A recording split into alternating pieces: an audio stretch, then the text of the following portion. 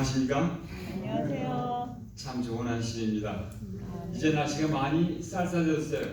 그래서 이 계절의 변화는 어김없이 찾아오는 것 같아요. 그래서 이제 우리가 천고마비의 계절, 이제 가을을 이제 볼 날이 아주 다가왔습니다. 더군다나 오늘은 무슨 날이에요? 추석이에요. 추석. 미국 사람들도 추석을 아나요? 모르나요? 대충 큰 도시에 있는 사람들은 알더라고요. 우리 그 음력 명절, 음력 정천도 하고 추석을 얘기하는 사람들 좀 있더라고요.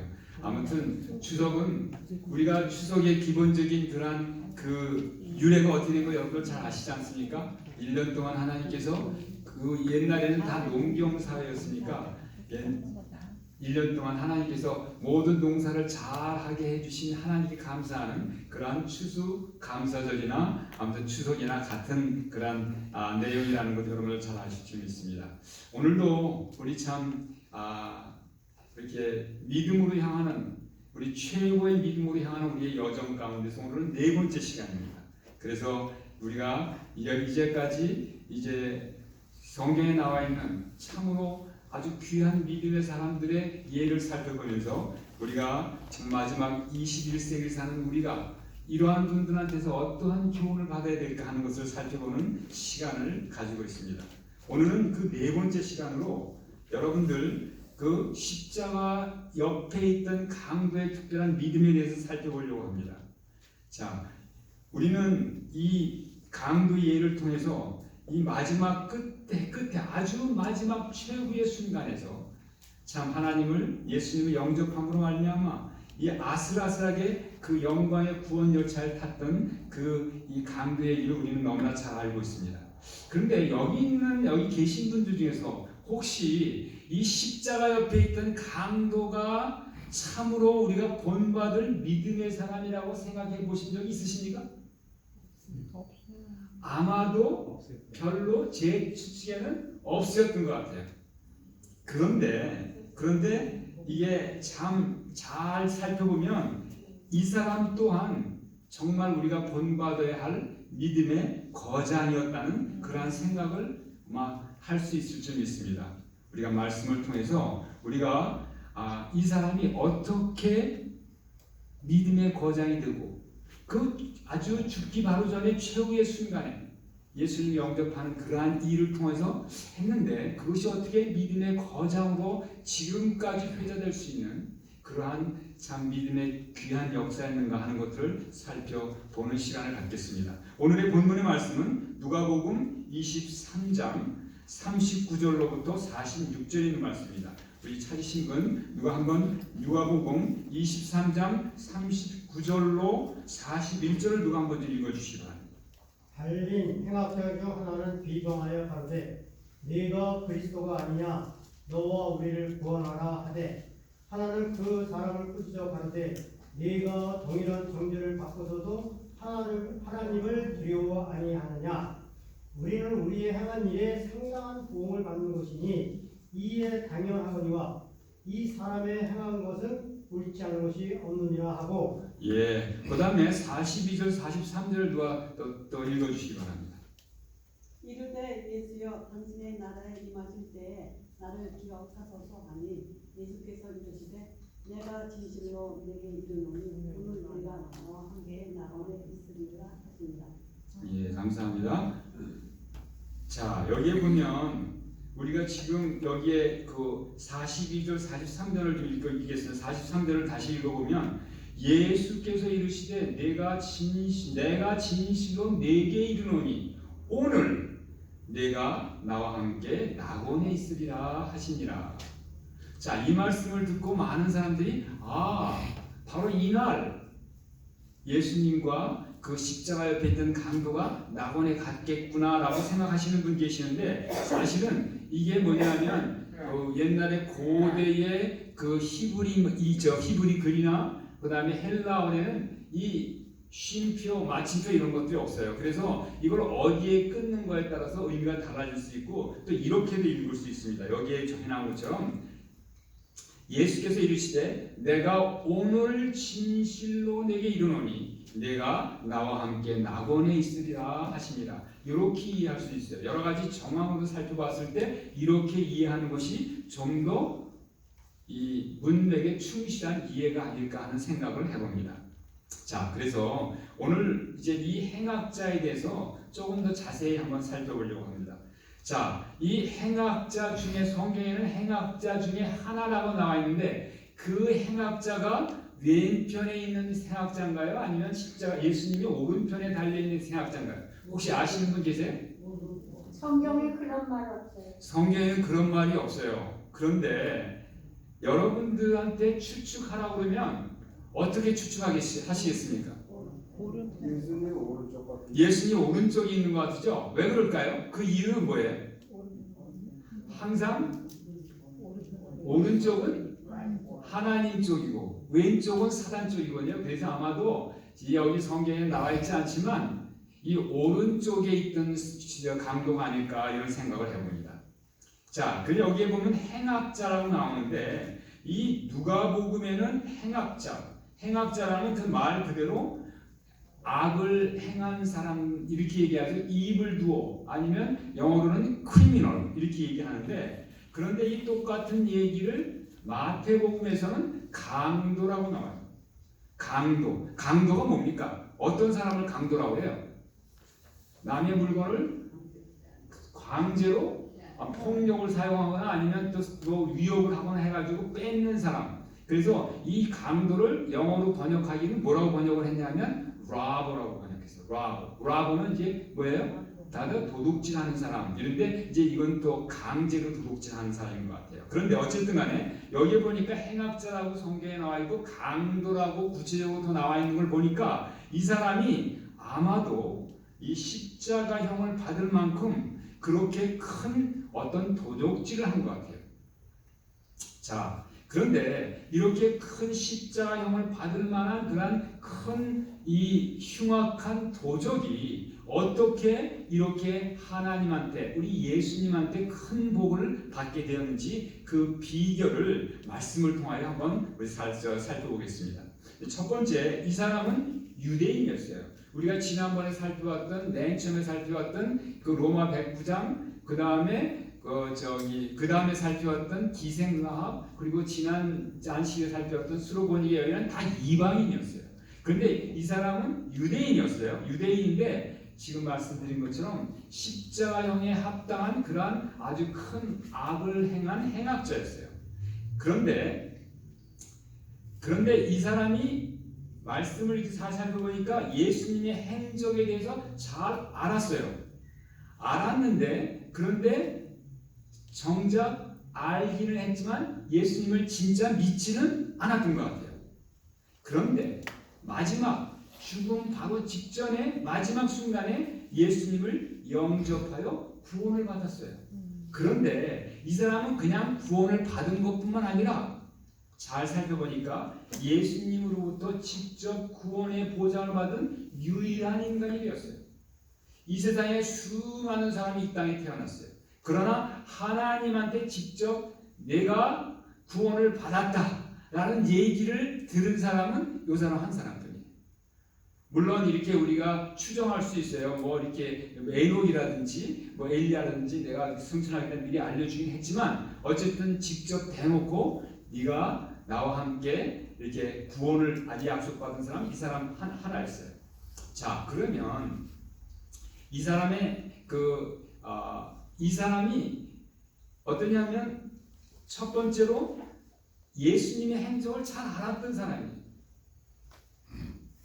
어떻게 해서 그걸 알 수 있냐면 누가복음 23장 41절에 보니까 이 사람의 행한 것은 옳지 않은 것이 없도다 라고 얘기하는 걸 보니까 이 예수님이 하신 모든 일에 대해서 잘 알고 있었던 사람이라는 거예요. 그래서 이거 잘 살펴보면 이 사람은 유대인으로서 예수님의 사역을 많이 듣고 본 사람이에요. 그리고 예수님의 십자가의 고난을 그런데 그것뿐 아니라 예수님이 마지막 십자가에 달려 돌아가시면서 같이 그 십자가의 그 길을 같이 갔던 사람이 그러니까 가까이서 많이 봤겠죠. 여러분 이스라엘에 가면 이게 예수님이 십자가에 십자가를 지고 가신 길이라고 그래가지고 그 길 이름을 뭐라고 그래요? 돌로로사라고 그러죠. 네, 그래가지고 그 많은 사람들이 아주 이스라엘을 방문하면 이제 참배하시고 순례하는 사람들이 거기를 꼭 거치는 그런 데인데 그 거기를 우리 많은 사람들은 다 뭐냐면 이렇게 방관자로 바라보는 사람의 입장에서 그때 거기 있었지만 이 사람은 자기도 예수님과 똑같이 십자가를 어깨에 지고 거기를 지나간 사람이에요. 그러니까 이 사람이 예수님에 대해서 느낌이 조금 다른 사람보다 좀 달랐을까요? 좀 달랐을 것 같아요. 우리는 나머지 있는 사람들은 다 바라보는 사람이었지만 실제 이 사람은 십자가를 그 무거운 십자가를 들고 가면서 정말 예수님과 똑같은 입장에서 그 마음 상태가 어땠는지 아마 누구보다도 잘 알았던 사람인 것 같아요. 그런데 이 사람이 그때 이 십자가를 메고 하면서 참 뭐라 그럴까 나는 이 십자가를 메고 이렇게 죽는 것이 당연해 이렇게 생각했을까요? 아마도 그런 것이 아니라 왜 내가 이 십자가를 지고 이렇게 죽어야 하는가 이거에 대해서 많이 불만이 있거나 원망이 있지 않았을까 이런 생각을 해봐요. 자, 그런데 그래서 이 십자가에 달린 이후 이 사람은 뭐냐면 다른 옆에 있는 다른 친구 행악자와 함께 뭘 하냐면 예수님을 조롱을 해요. 여기 어떻게 조롱하면 함께 십자가에 못 박힌 강도들도 이와 같이 욕하더라. 이게 마태복음 27장에 나와 있는 말씀인데 근데 이와 같이가 어떻게 하는 거냐? 잘 보니까 내가 만일 하나님의 아들이거든 자기를 구원하고 십자가에서 내려오라. 그러면 믿겠노라. 라고 이렇게 사람들이 얘기하고 이 사람들 같이 얘기한 거예요. 자, 한번 생각해 보세요. 예수님이 십자가에 달리면서 사람들로 하여금 이 소리를 들었을 때 얼마나 예수님의 마음이 어땠을까요? 예수님의 마음이 정말 너무나 무너져 내리지 않았을까요? 근데 실제로 예수님이 그 십자가에 달려 계신 예수님이 십자가에서 내려올 수 있는 능력이 있었나요? 없었나요? 있으셨어요. 그분은 그 당시에 분명히 사람이었지만 하나님이셨기 때문에 그냥 십자가 그냥 이렇게 내려놓고 그냥 내려오실 수 있었어요. 물론 그렇게 내려오셨으면 우리 인간의 구원은 다 이제 물 건너 가는 거고 온 우주의 진정한 하나님으로 말미암은 평화는 이제 더 이상 찾아볼 수 없는 일이 되겠지만 그러나 그렇게 할 수 있었어요. 그런데 이 사람들로 하여금 또 주인이 옆에 있는 허다못해 같이 십자가에 달리는 그러한 강도로 하여금 이런 얘기를 하게 한 것은 뭘까요?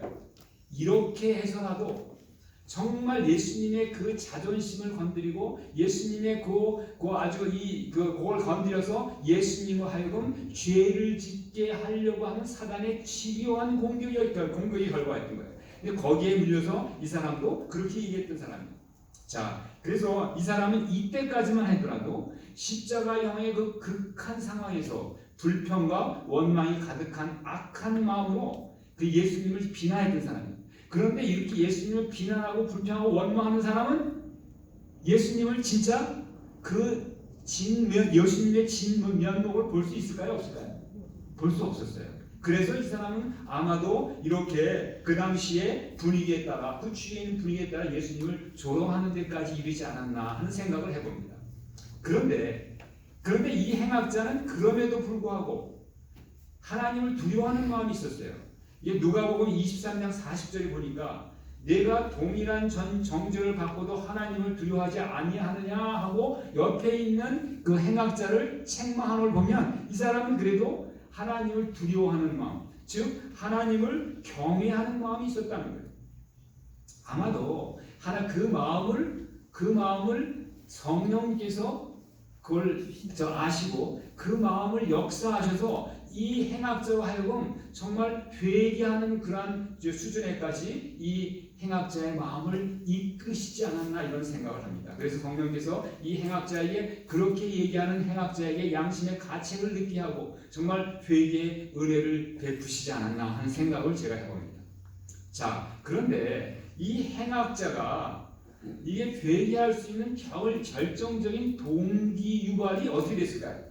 여러분 한번 생각해 보세요. 이때까지 행악자는 예수님에 대해서 예수님이 아주 이제 이렇게 예수님을 조롱하고 그리고 이 모든 사회에 대해서 자기를 사형시키는 십자가형을 주는 이러한 그 로마의 모든 이러한 그 제도에 대해서 불평과 원망이 가득했던 사람이에요.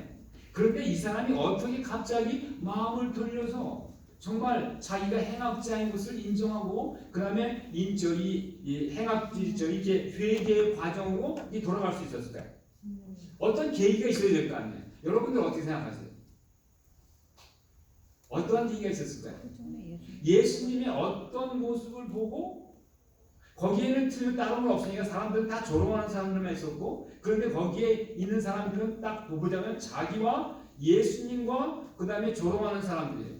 근데 그 상황을 봤을 때 이 조롱하는 사람들을 봐서는 이 사람이 회개할 수 있는 어떤 계기를 발견하기가 쉽지 않았을 거예요. 그러니까 우리가 생각할 수 있는 것은 예수님의 모습을 보고 이 사람이 회개를 할 수 있는 그러한 어떠한 동기유발을 갖게 되지 않았을까 하는 생각을 해볼 수 있어요. 그러면 예수님의 어떠한 모습을 보고 이 사람이 회개까지 할 수 있게 됐을까요? 여러 가지를 생각할 수 있겠지만 저는 바로 이것이었다고 생각을 합니다. 여러분은 잘 아시는 것처럼 누가복음 23장 34절에 아버지여 저희를 사하여 주옵소서 자기의 하는 것을 알지 못함이니이다. 이것이 뭐냐면 바로 예수님이 가상칠언이라고 십자가에서 하신 7마디 말씀 중에서 제일 첫 번째 말씀. 근데 이것이 첫 번째 기도였어요. 그래서 이 예수님이 십자가에 달린 후에 제일 첫 번째 아버지 하나님한테 하는 기도였어요. 그 기도가 뭐냐면 아버지요. 이때는 예수님이 아버지라고 불렀어요. 하나님이라고 부르지 않고 아버지요. 여러분 하나님이 더 가까웁니까? 아버지가 더 가까웁니까? 아버지가 더 가깝죠. 그러니까 이때 정말 그야말로 온 인류에 대한 그 넘치는 사랑으로 비록 본인은 십자가에 달렸지만 그 이 인류에 대한 그 사랑으로 아버지요.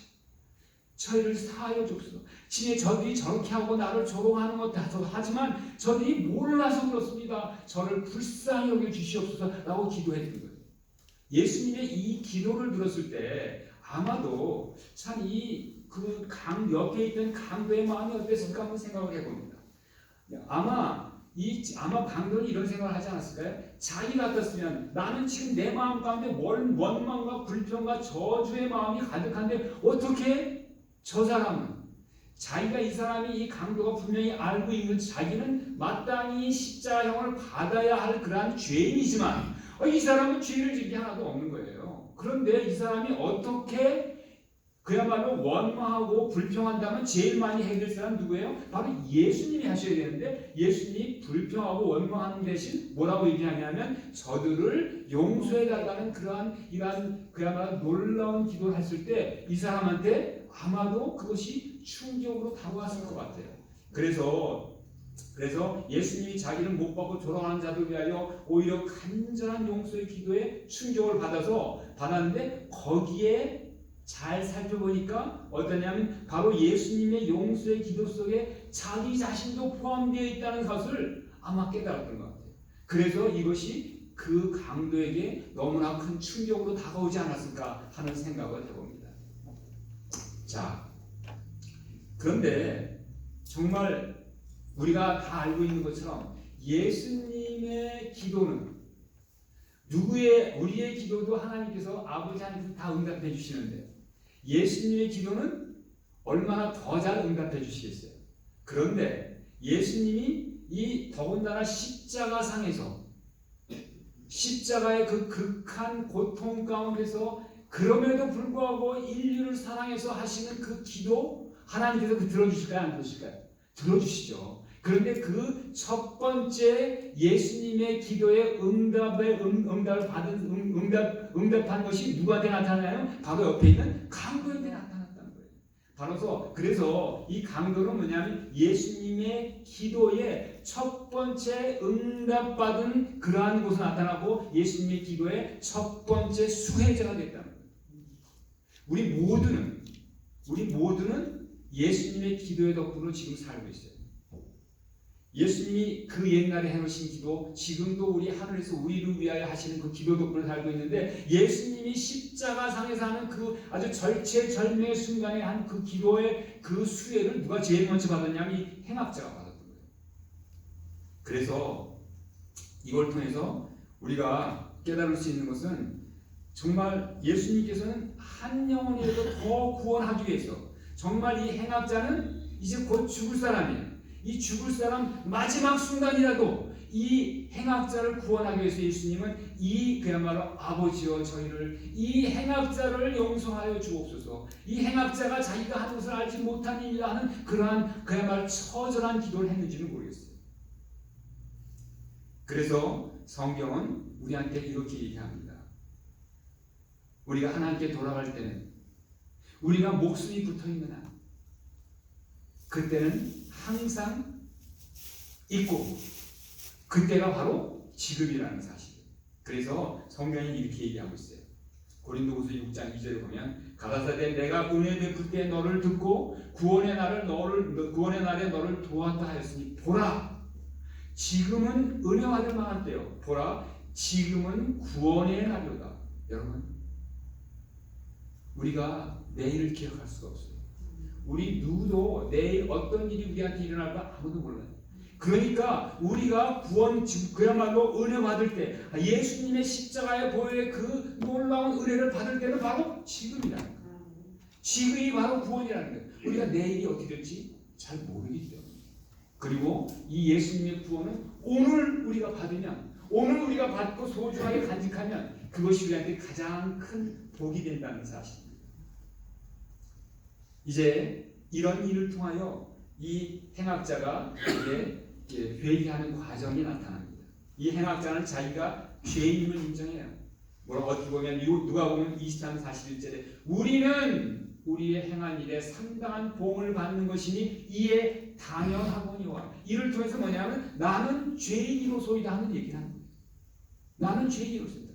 아마도 이게 바로 성령의 감동 감화하심으로 자기가 죄인임을 인정하는 것이, 이것이 바로 회개의 첫 번째 단계라는 것 여러분들 잘 아시지 않습니까? 우리가 진정한 회개를 하려면 우리가 죄인인 것을 먼저 철저하게 처절하게 깨달아야 돼. 주여 내가 죄인이로소이다, 이 죄인을 불쌍히 여겨 주시옵소서 하는 간절한 기도가 우리의 회개의 첫 번째 단계라는 사실 여러분들 잘 아실 줄 믿습니다.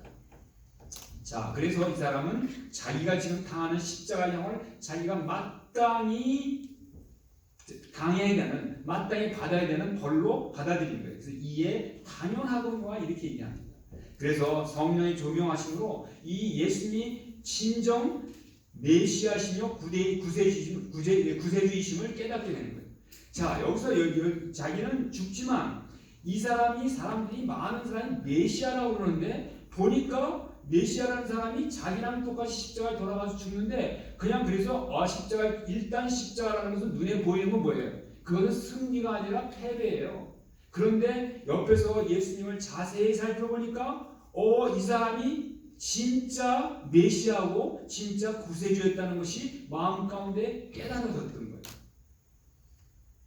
그런데 이게 쉬운 일이 아니에요. 왜냐하면 그래서 이 행악자가 신앙 고백을 하는데 뭐라고 얘기하냐면, 예수여 당신의 나라에 임하실 때 나를 생각하소서, 이렇게 얘기해요. 42절에. 자, 이 말씀이 무슨 말씀이겠습니까? 예수여 당신의 나라에 임하실 때 나를 생각하소서.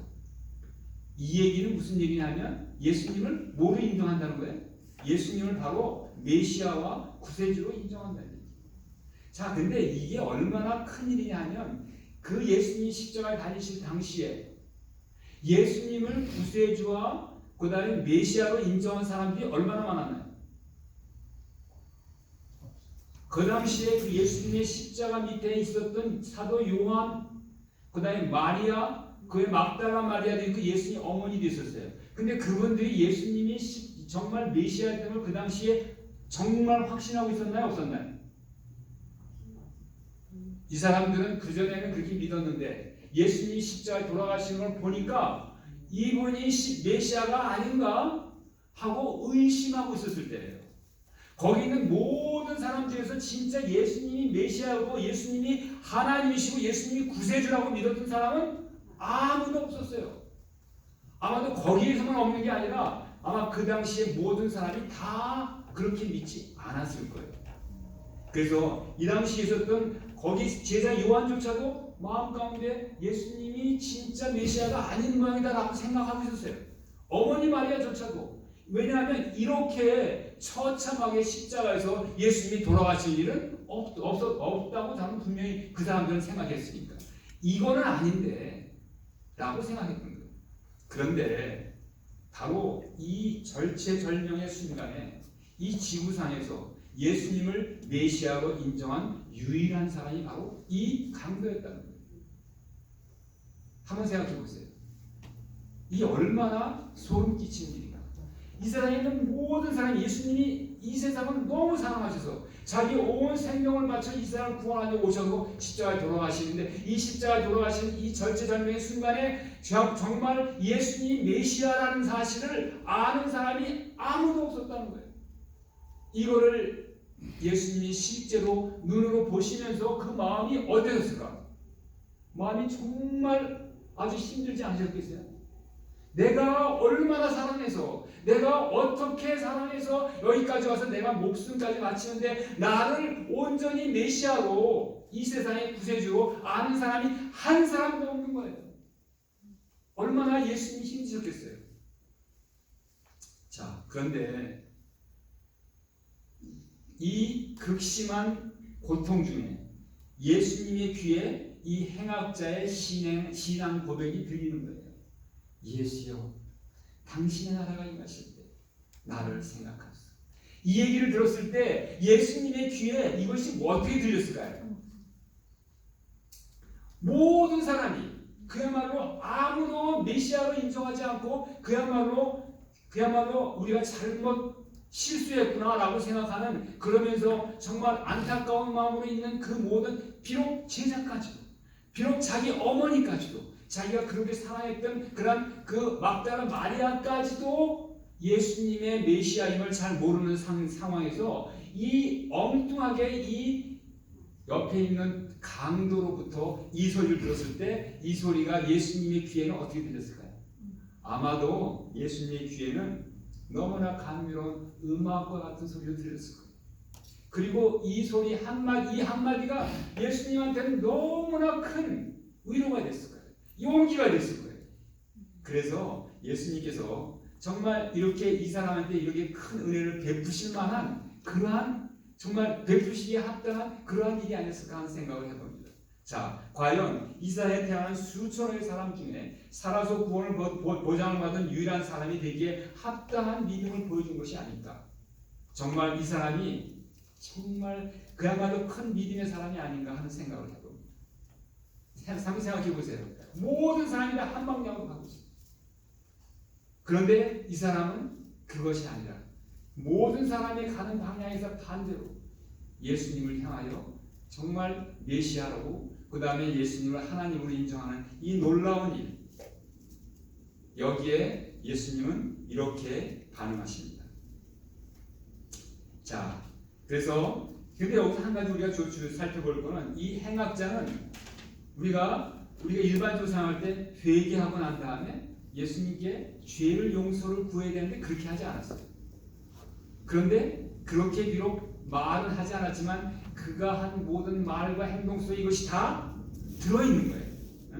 그래서 이 행악자는 회개와 죄를 용서를 구하지 않았지만 이렇게 했는데, 그런데 여기 보니까 예수여 당신의 나라 임하실 때 나를 생각하소서 이렇게 얘기를 했어요.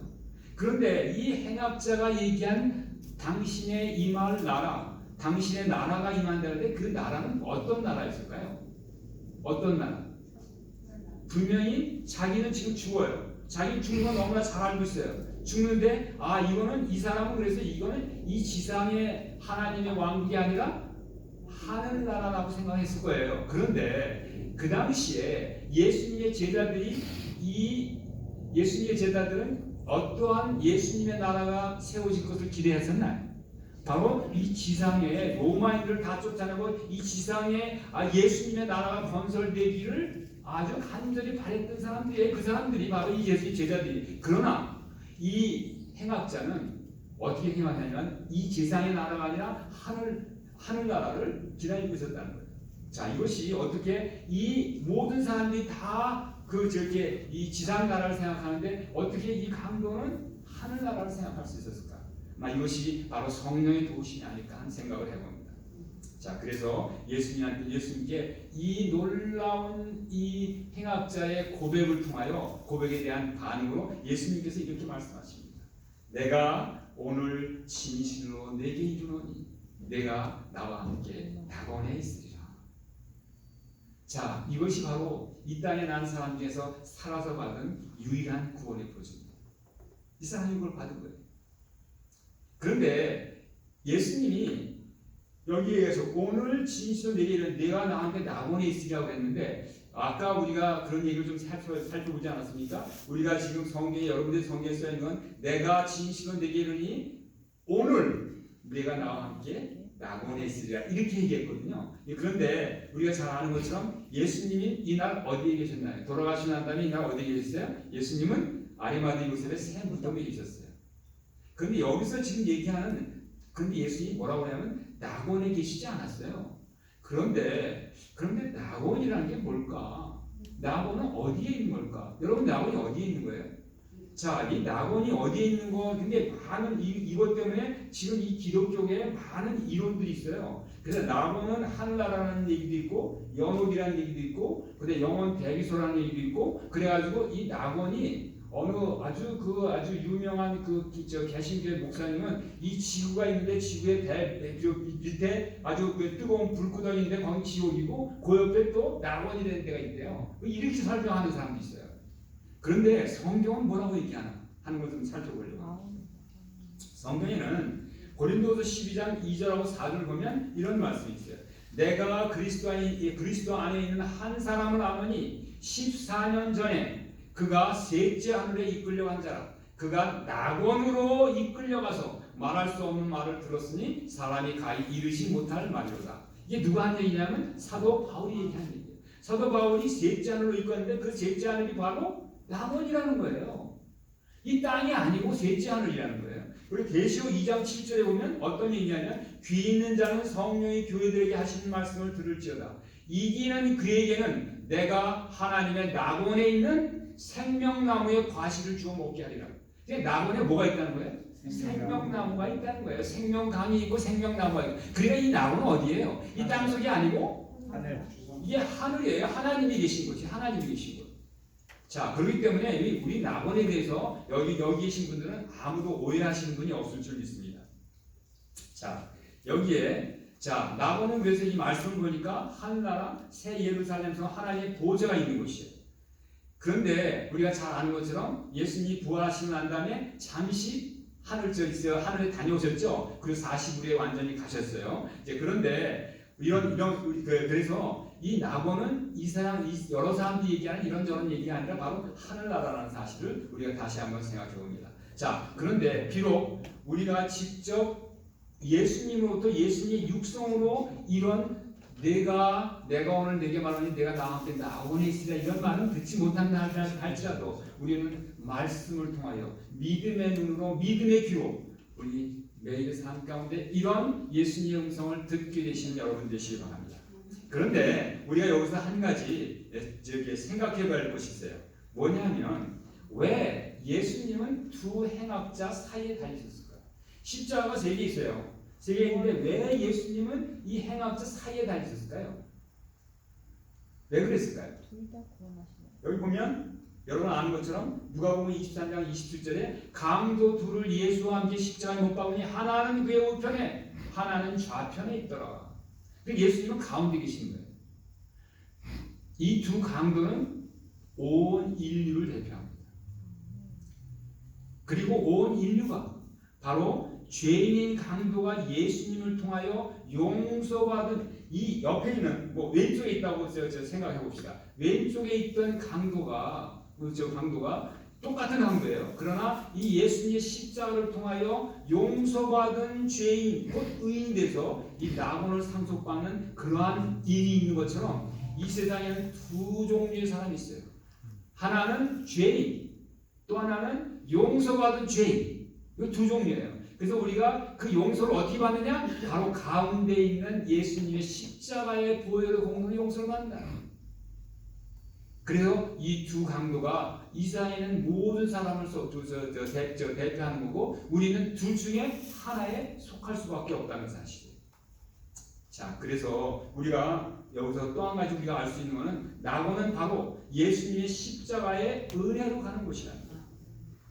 여기에 세 개의 십자가가 있습니다.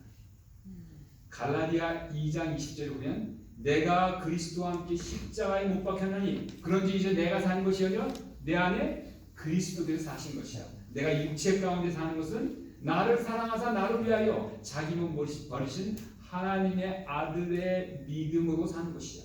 이렇게 말씀되어 있어요. 뭐 거기 해석이 좀 있지만 그런데 여기에 보니까 이 말씀에 대한 우리 모두는 십자가에 지금 달려있는 사람이에요.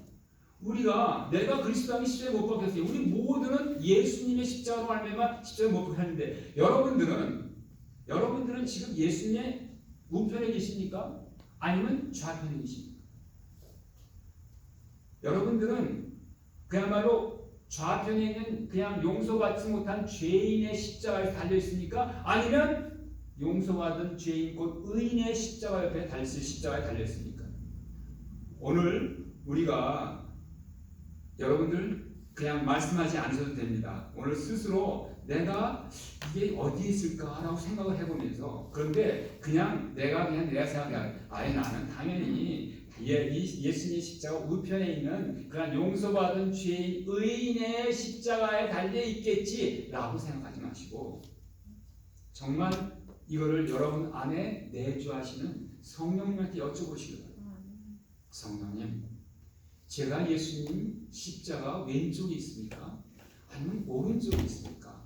라고 한번 좀 물어보게 되시고 그리고 그냥 물어보고 말이 아니라 그야말로 여러분 마음 가운데 그래 내가 바로 내 십자가 바로 오른편에 있노라 라는 그런 얘기를 들을 때까지 끈질기게 계속해서 그 말씀을 그 질문을 예수님한테 하게 되시기 바랍니다.